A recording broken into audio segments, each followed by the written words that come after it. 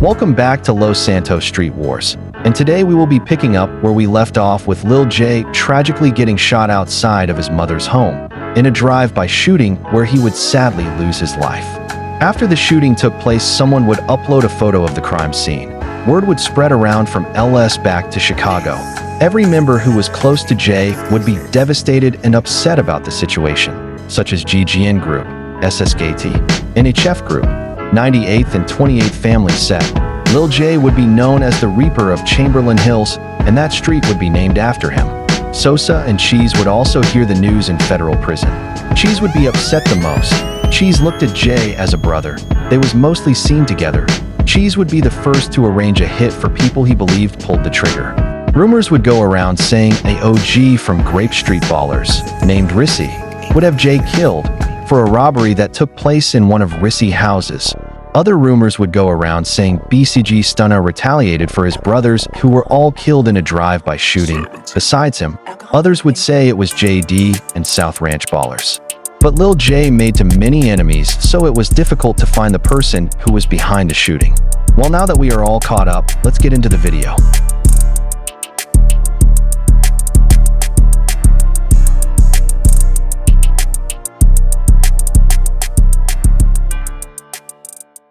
Mello and D-Money are businessmen who use their money to try to cover up dirt for Chamberlain Hills sets. D-Money is the CEO of DMFM, Dirty Money Fast Money. D-Money has connections with record labels and celebrities, even owning small businesses in the community. Mello, on the other hand, was a businessman too, but for the wrong reasons. Mello would allegedly supply Chamberlain Hills sets with ammunition and artillery. It is unclear if this is true or not, but Mello is the mastermind behind most gang shootings. D-Money was with a famous rap artist from Chicago known as King Von when he was killed by Young Boy 4K Trey affiliates. D-Money was helping King Von fight before he was shot. Once the shooting was over, he would help King Von into a black car where they would head to the hospital.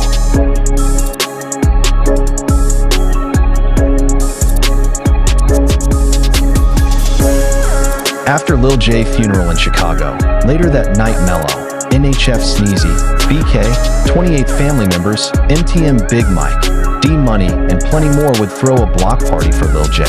A fight would break out between Mello and a member from Grape Street named Duce, after Duce would say something disrespectful about Lil J. As Mello and Duce were fighting, the crowd started to get bigger, and an unknown male would pull out his phone to record.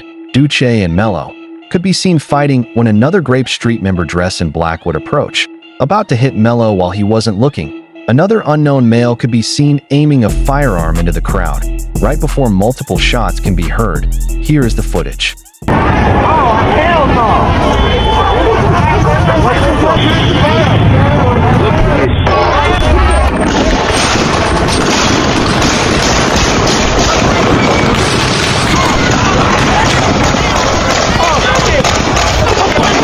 Mello would be shot multiple times. Big Mike was shot in the neck. He would later succumb to his injuries. Grape Street Duce would get shot in the face. He would also pass away from his injuries. A female named Maya, who was believed to be with a 28th member, was also killed in the crossfire, and plenty more was injured.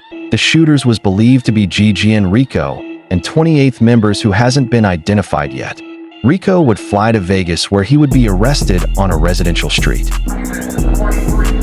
North Garden Street. This is the FBI. We have a warrant. For your safety, come up to the front door with your hands up and nothing in your hands. Oh my God, yo.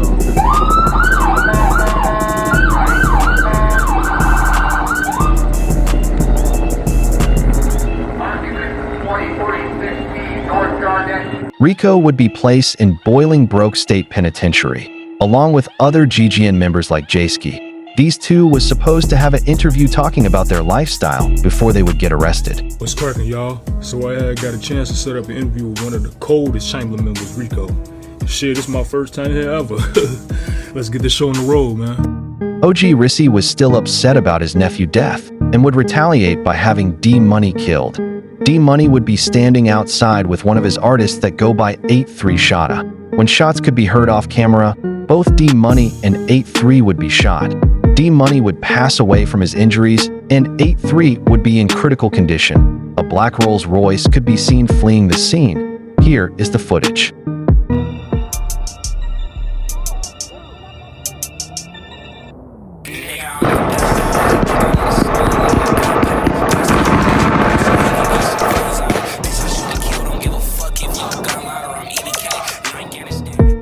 Three Shada is a part of a group that go by 83 Brick Babies. 83 Brick Babies is a small group who is tied to SSKT and GGN. This group was allegedly arranged only for violent crimes such as armed robberies, gang shootings, contract killings, and drug trafficking, as DMFM would be known for handling money laundering, investment and advanced fee schemes, cyber fraud, bribery, and more. 83 Brick Babies would be led by Scully, Montezzi, Scully twin brother D, Tiny, and Cheese.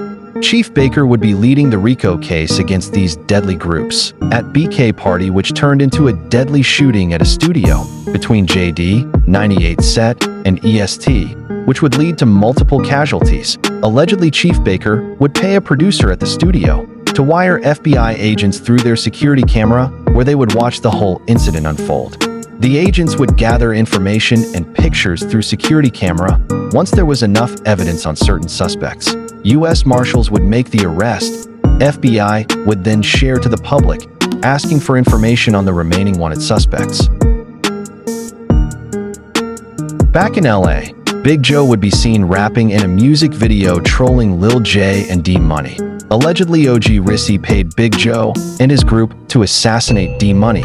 Big Joe would get assassinated the next day. Big Joe would unknowingly walk past a member from 83 Babies. The 83 member would turn around and would shoot Big Joe multiple times. Someone could be heard shooting at Big Joe's shooter, but Joe's shooter would get away. Here is the footage.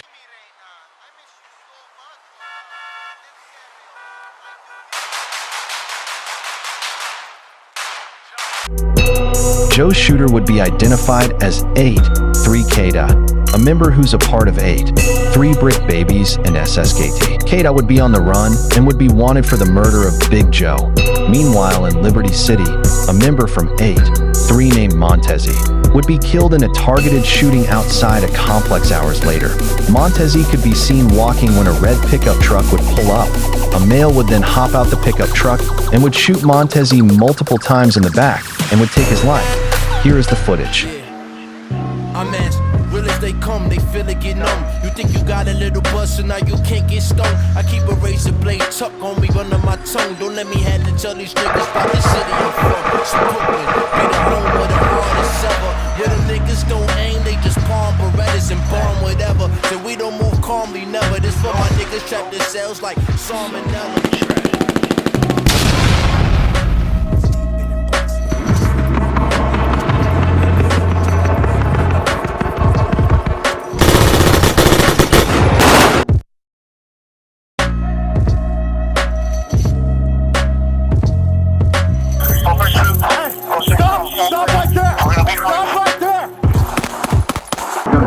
Jesus Christ, we got everybody coming down here. That's fine, fuck, man.